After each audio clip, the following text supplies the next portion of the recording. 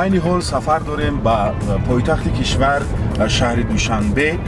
در حقیقت عین حال ما در نقب شهرستان قرار داریم. سالهای قبل با واسطه پیروال ساعتهای زیاد راه را طی می‌کردیم. عین حال تشکر می‌گویم به پیشوای معظم ملت پرزیدنت کشور جناب عالی محترم امام علی رحمان که با زحمت‌های زیاد با قهرمانی چنین یک تونل بسیار هم زیبا رو بهر ما آماده کردند. دستشان درد نکند و همیشه سربلند باشند. Да, вы правы, Хикматулло. Конечно, хочется еще раз поблагодарить нашего президента за то, что нам, молодежам, предоставил такую возможность, чтобы мы покоряли весь мир, чтобы мы узнали, изучали все. И, конечно же, хочется говорить ему: благодарим, спасибо вам за все. Таджикистан, бапеш! دوستان عزیز، این لحظه ما قرار داریم در پیرولی نوحه عینی. اینجا یکی از مرکزی چی میگن یک بازارچه خردککی. اینجا رو همه بازار جورابک مرادف میگن. در اینجا خروط و مغزهای بسیار هم طبیعی میفروشند. Так давайте же посмотрим, кто тут продает и предлагает народ. سلام علیکم. چطور شما؟ این چی؟ این دونی زردالو خیلی غولینگ است. دونی زردالو خیلی غولینگ. این چند بود؟ این 2 سوم فرصته 2 تشه گرفت 3 سوم. 2 تشه گرفت 3 سوم بهتره. میگیریم. این چی؟ این غولینگ خندکا خیلی دوناش چهارمغز بودن. سمشنه کردی. این چند پول ارزشش؟ حالا کردی ارزشش 7 سوم 5 سوم میشه. 7 سوم 5 سوم. از این شو چی؟ این خربزه خوک چهارمغز بودن. خربزه خوک چهارمغز بودن. انا همین من فکر میکنم که از همه خورش‌های طبیعی یگان خیمیکات ندارد، همش طبیعی، از چهارمغز، از خربوزه، از مویز، از مغز. تشکر زیاد میگیم. این دونی یعنی دونی پختگی، دونی زیرباندگی. من ببینید همش طبیعی. این به فکر من خروط‌های طبیعی از شیر بوز که به همه Посмотрите, дорогие друзья, какой экологически чистый продукт предлагает нам наши друзья, какие они дружелюбные, какие они гостеприимные. В общем, если так брать, наш Таджикистан, в общем, он гостеприимный, наша страна, наша республика, в общем, гостеприимная, дружелюбная страна. Мы любим приветствовать туристов, удивить их своими национальными блюдами, своими вот такими национальными, так скажем, изделиями, чтобы каждый турист остался под впечатлениями в нашей сказочной республике. В общем, вот так. Так, давайте же посмотрим, что там нам будет предлагать дальше.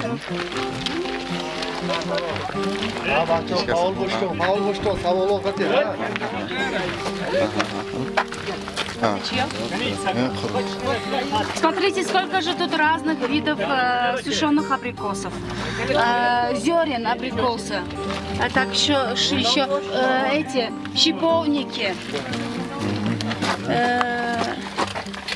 Так, что у нас еще тут? چی موادهایی که در اینجا هست همش طبیعی. یگان همش از مثلا اینها دونکای زردالو. نه ببینید. این خودی زردالو قاق. ببینید چقدر زیبا.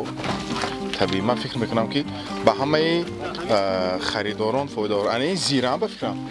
زیره. این زیره کوهی. همش طبیعی. زیره نوحه عینی.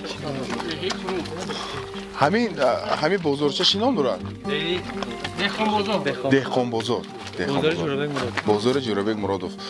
در همین نزدیکا انا پس همین بلندی یک دهه هست با نام کرود، دهه زیبا منظر که در آنجا هنرمندی مردمی اتحاد شوروی استاد جورابک مرادف به عالم هستی آوردند، به عالم هستی آمدند و همین بازار رو همچون بازار جورابک مرادف میشناسند. بار دیگر به شما تشکر میگویم. Пожалуйста, попробуйте. Какой он сладкий, какой он полезный.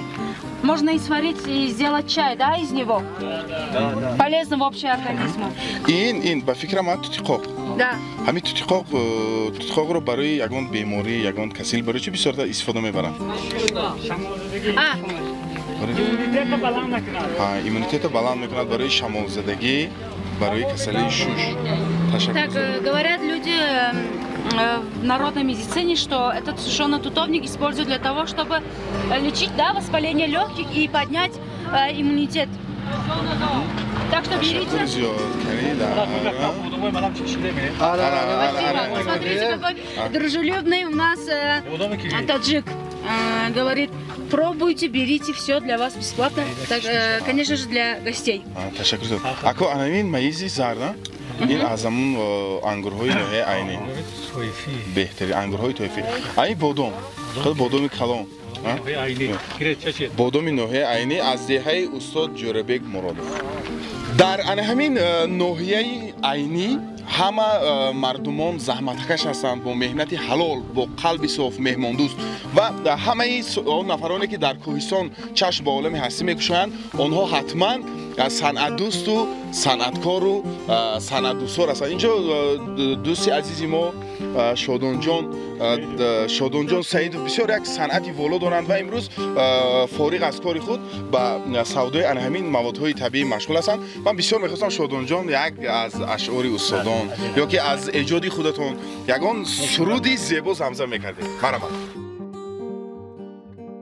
جان پسر نخلی جوانی باش زیبی بستان میوه های شکرین به از تو امیدم کلام رس به قدری نورسی تا بر کمالات رسی دان که دوری نورسی توست دوری امتحان یک جوان شب که بین خلق بالا کرده سر با سرافرازی پدر گوید که من دارم پسر خلق گوید جان یگید هستی شود عمرت دراز خواگیری زر شود رحمت به استاد و پدر خواگیری زر شود رحمت به استاد و پدر.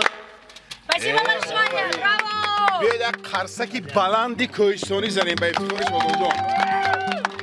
با شما تشکر میگویم. این یک ترانه بسیار زیبا بود از ایجادیات استادان جوربک مرادوف. من آرزوی آن را دارم که به مانند استاد مرادوف یکی از بهترین هنرمندان و جهان را فتح نمایید. تشکر زیاد. یک قرصکی بلند.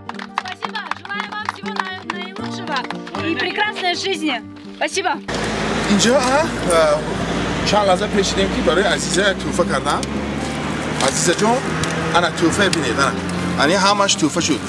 فکر نکنید که من پولش دادم. همش بابا توفه کردن. من تشکر میگم به همین مردم سربلند کوهستان دهه کرود که اینقدر صمیمیت اینقدر انسان دوست اینقدر مهمان دوست برایشان تشکر میگم و به همه اون نفرانی که راه سوی پنجگین دوشنبه دارند از همین موادها خریداری نمایید. تشکر زیاد. Да, и обязательно хотим говорить, чтобы обязательно посещали это место. Посмотрите, какие они дружелюбные и гостеприимные. Сколько посетителей приходит. Так что милости просим и приглашаем вас тоже. Спасибо. وطن من تاجیکستان. تاجیکستان با پیش.